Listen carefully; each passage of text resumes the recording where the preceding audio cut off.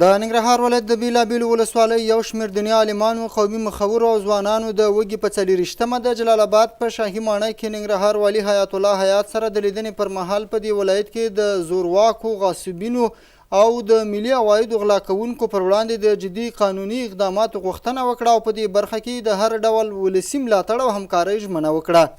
قومي مشرانو، دیني عالمانو او ځوانانو د خبرو پر مهال وویل په دې ولایت کې امن، سوله، قانون او عدالت د ټولو ولسونو غوښتنه ده چې په دې برخه کې د ولایت مقام د وروستیو اقداماتو هرکلی کوي، خو د غاصبینو، ملي عوایدو غلا کوونکو او نورو فاسدینو پر وړاندې پر سختو قانوني کړنو ترسره کولو ټینګار وکړ. تا ته ډاډ درکوو، تا ته لاس درکوو، مونږ خیر غواړو، سوله غواړو، امن غواړو.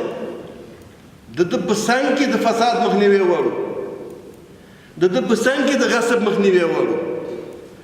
هغه څوک چې د افغانستان د خلکو په وینه، د افغانستان د خلکو په سرونو، د افغانستان په تباهۍ زړونه یخ شوي نه دي، هغه مردود زاړه فاسد خوبونه او خیرونه یو ځل بیا تازه کول غواړي. په هغې باندې مونږ غږ کوو چې دا ارمان به تاسې پورته ویځئ. جناب والي صاحب بیا هم د ولس د ټولو غوښتنه د دې وراتګ چې دی د دې نظام د دې حمایت دپاره دی، د نظام د ملاتړ دپاره دی او د قانون د تطبیق دپاره دی. کله چې قانون تطبیق شو د ولس ټولې ستونزې حلېږي. چې قانون تطبیق کړه، چېرته خنډ پیدا شو، په ولس غږ وکړه، ولس تا سره انشاءالله ولاړ. که واقع د تاسې داسې نظم و سپلین وي لکه دا اوس چې راغلي او د والي صاحب سره بیعت وکړئ په هغه مشکلاتونو کې، دا ډېر مشکلاتونه دي، دا ډېرې خبرې دي. یو سړی بیکاره کار کوي، مخکې د والي نه، د والي د راتګ نه مخکې د ولایت نه وړاندې قومي سپین ږیري هلته لاړ شي، هلته وزر وکړي چې دا غصب دی، دا ناروا دی، دا سړي مو دغه مه کوه. دغه بار چې دی والي صاحب ته کم کوي. دا هره خبره چې هره موضوع والي صاحب ته راځي، مخکې تر مخکې علما کرام او د قومي مشران د والي صاحب سره بیعت وکړي او ملاتړ یې وکړي.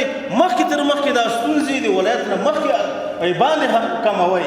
دوی زیاته کړه داخلي مافیا په بیلابیلو نومونو قومونه جنګوي، پلوري او دا چاره د خپلو ناروا قدرتونو او شتمنیو د ساتلو په موخه ترسره کوي چې نور دا ډول عملونه د ننګرهار اصلي اوسیدونکو ته د منلو وړ نه دي.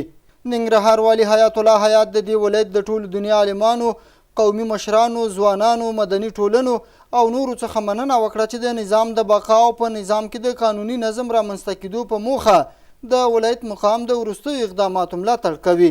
نوموړي زیاته کړه د مومندرې د ډاکي سیمې رامنځته شوې قضیې دردولې او ژمنه کوي چې په جدي او هر اړخیز ډول به یاده قضیه څېړي. عاملین به د رسنیو او قومي مشرانو پر وړاندې په علني ډول محاکمه کوي او په دې برخه کې به یوازې قانون ورته لومړیتوب ولري.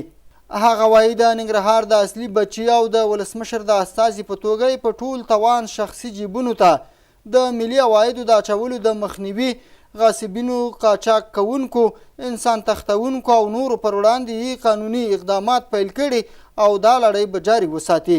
او ما هم په اوله ورځ د تاسې مشرانو، علما کرامو، ځوانانو، خویندو، میندو د ننګرهار ولسونو سره واده وکړه چې زه که یوه ورځ یم په حقه به یم، غلا نه کوم، غل نه پرېږدم، غصب نه کوم، غاصب نه پرېږدم، غیر قانوني کړنه نه کوم، غیر قانوني کس چې څوک یې کوي هغه نه پرېږدم. همداسې ژمنه مې در سره کړې وه که نه، او په همدې ولاړ یم. ننګرهار والي د ننګرهار په آبادۍ کې زیر ویستونکي د خپلو ملګرو او د دې ولایت د ولسونو پر سر سودا کوونکي د ننګرهار د خلکو دښمنانو بلل او پر وړاندې په ګډې مبارزې ټینګار وکړ.